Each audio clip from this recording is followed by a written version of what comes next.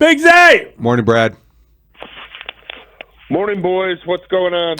Well, there's a lot going on. There's a big game coming up on Sunday. It seems like there's a lot of division aspects to it, and it's very curious to hear from Dan Campbell and his kind of swagger, if you will, and to hear from Ben Johnson, and to wonder about what kind of plan you put together and how does the one man's incredible knowledge of both teams impact how he calls the game. What is that one of the biggest storylines of this game?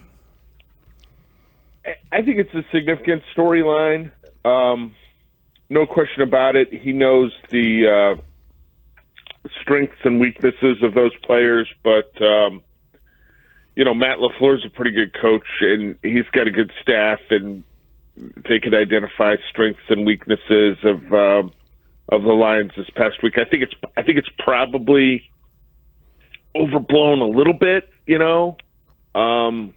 but certainly helps the Bears out. Like over in Detroit, Dan Campbell can be saying, Ben stressed that in these situations this is really important to him. Like the Lions can take their knowledge of Ben and potentially try to lean into that a little bit as well. That's not as much as knowing the entire roster, but you got what you got here is one of these teams is going to be 0-2, and they're both desperately trying to avoid that. And Brad, I think people look at the Ben Johnson absence as one of the reasons the Lions may have struggled early, but also it's a different offensive line. The same skill positions, but it has had some changes up front. How would you describe the impact those changes have had on the Lions not looking like the Lions we remember, and what effect that might have on the Bears' ability to exploit that?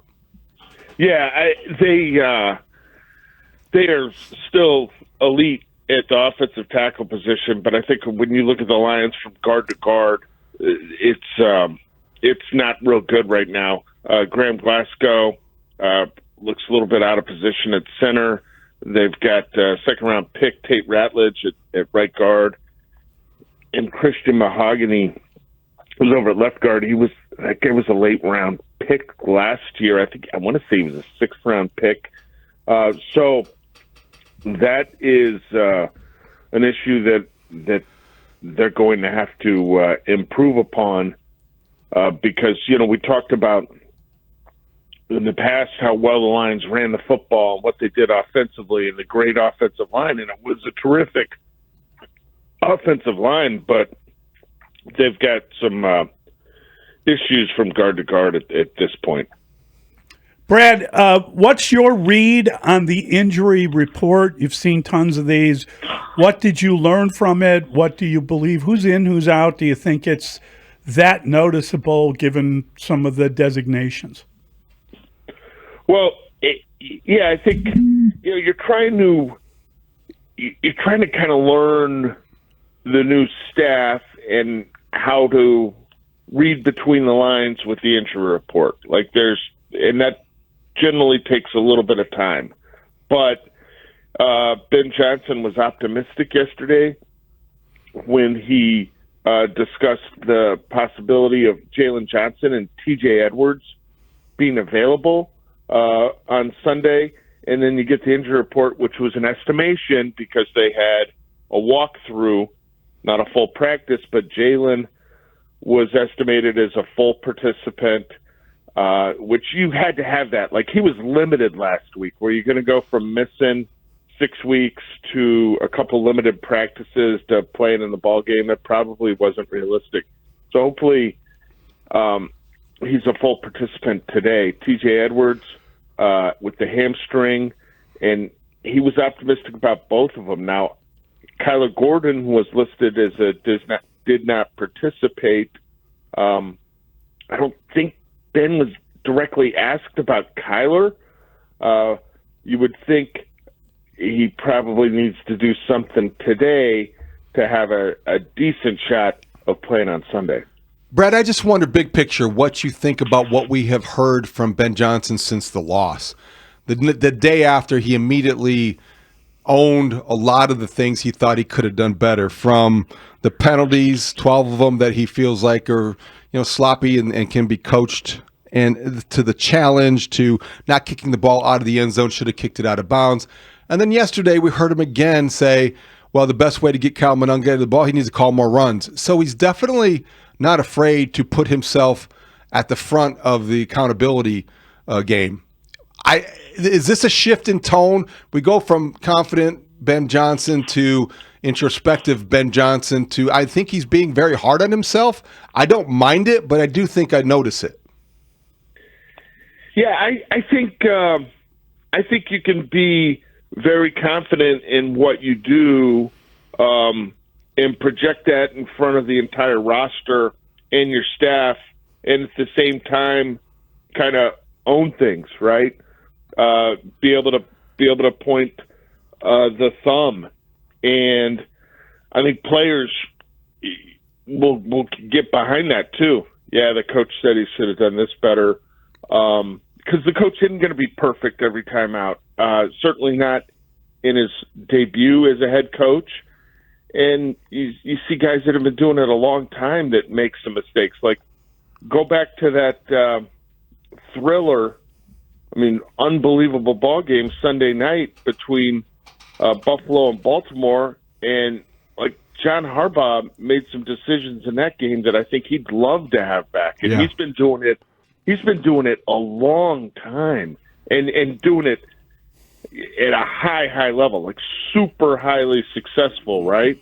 If any team had an opening this coming off season and you said to them, well, you could get Harbaugh if you wanted, they'd jump to do that. So that shows you how difficult it is. And I think him being real with his staff, with his players, in the public, I think that's a sign of strength. I really do. Well, Harbaugh was the second most tenured coach right now, other than Mike Tomlin.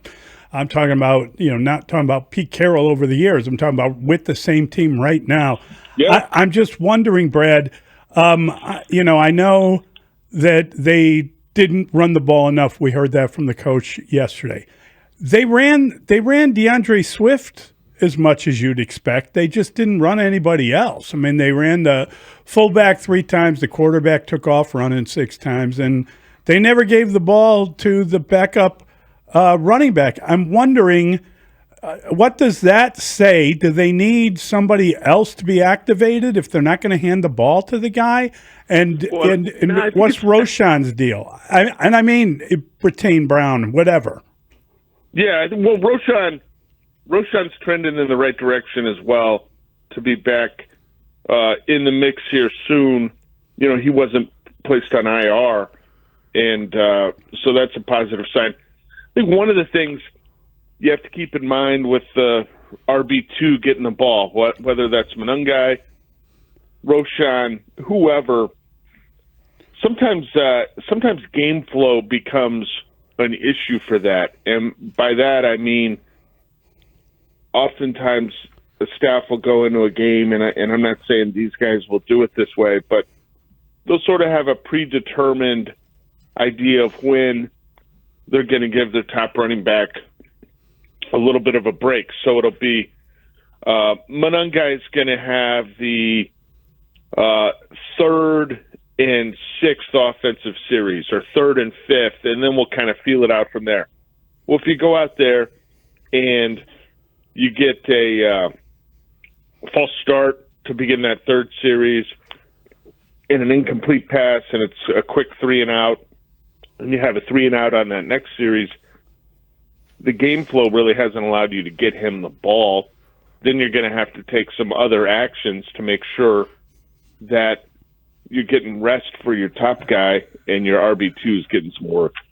Brad, I think that when you look at 4 false starts in the first half by the Bears, now they're going into Ford Field and having to, by all accounts, rely on a silent count. And I know the perils that come with that, but this maybe seem odd. In some ways, does that maybe help remove the problem of the cadence and what might have been going on with Caleb Williams doing the things he talked about yesterday? Because you can't have a mixed up cadence if you have a silent count. I don't know that it benefits the Bears, but does it remove that question about the false starts? Well, you ought to knock out at least half of the false starts right there that they had the other night, and that's something that they're going to have to get better at it, because you really don't want to have to play with silent count at home when you could use that kind of stuff to your advantage.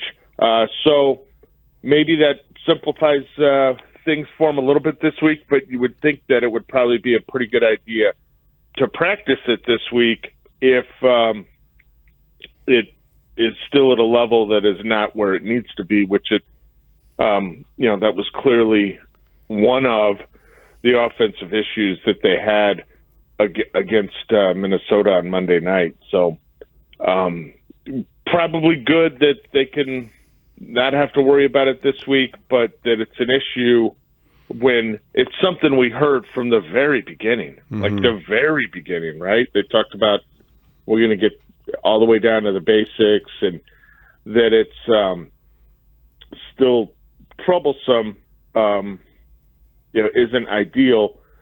So hopefully they can work past that sooner rather than later. Great stuff, Brad. This segment, Brad Big, sponsored by Estwing Professional Tools, made in the USA for over 100 years, estwing.com. And Brad, I guess when I think about the Bears going up to Detroit, using a silent count, the crowd noise, all that stuff, will they try to, practice indoor one day and jack up the sound? I mean, how are they gonna go about just the actual practice days this week?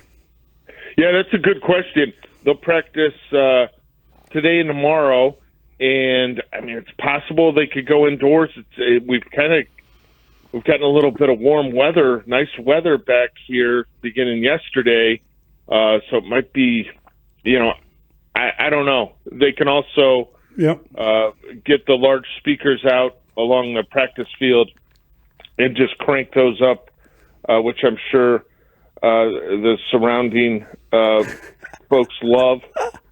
But that's also a possibility to do that because it can be a loud place. The Lions have had certainly a home field advantage at Ford Field the last couple seasons, although I got to look at those numbers because most teams that are winning 10 plus games a year, they have a pretty good record at home. So is it a home field advantage, or are they just a pretty good football team? Because he's playing the Lions, because he's back at Ford Field, because he's on the sideline that he's very familiar with, is Ben Johnson more or less likely to call a trick play in the first half of the Sunday's game? Yeah, that's a good question. Does he want to do that because the Lions know how what he likes to do with those? That's a good question, and I think part of that's going to depend on the situation, right? Or they. You don't want to do that inside your own, 40, probably, right? I'm thinking. I don't know, Dave. He didn't have one Monday night for the Vikings, and but he doesn't view them as trick plays.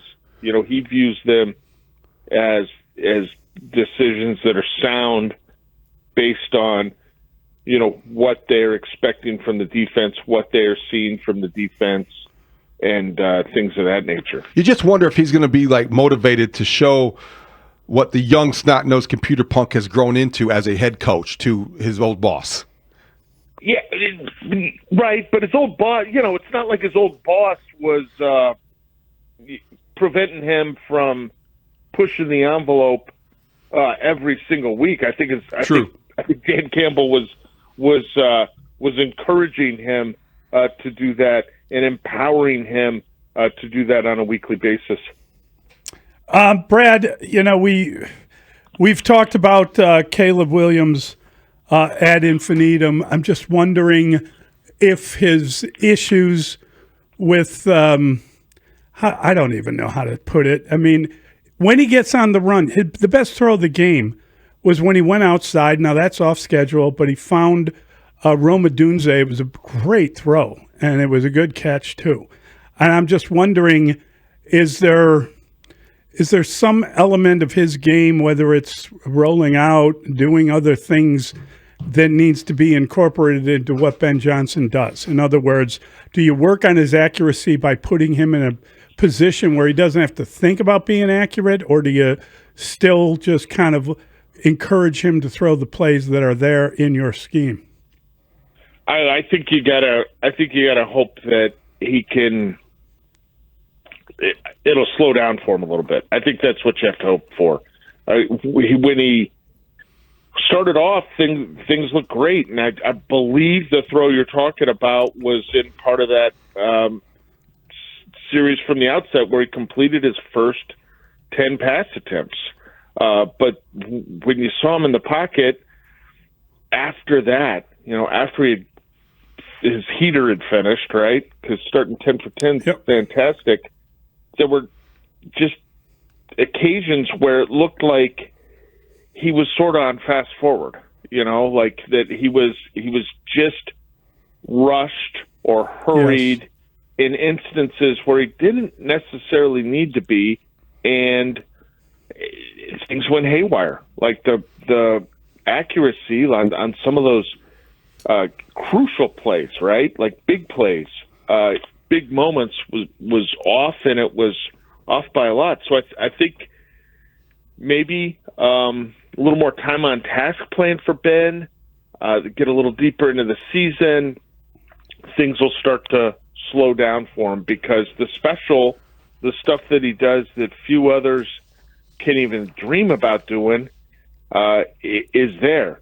He needs to be able to operate at a higher level from the pocket, and blend that into his game. And if he can accomplish that, they're going to have something cooking. All right, Brad, real quick in a minute, who wins tonight? Commanders, Packers? Oh, boy. I think it's going to be an interesting game tonight. I really do. Does Micah Parsons have a larger impact than he did last week when his playing time was pretty limited, having just arrived in Green Bay? Washington knows Parsons. Dan Quinn knows Parsons. I think it's going to be an interesting ball game. I think it'll be higher scoring, maybe, which oftentimes on Thursday you get the lower scoring game. At least I hope it is. It'll be entertaining. I think tough to pick against the Packers at home. I'm with you. Big game for both the quarterbacks. Yeah. Great stuff, Big Z. Thank you, buddy. Thanks, Brad. Have a great day, guys. You too. That is our man, Brad Biggs, the football man of the entertaining Chicago game tonight. Tribune. Yeah. Oh, tonight will be fun. Yeah, a lot of fun. Yeah.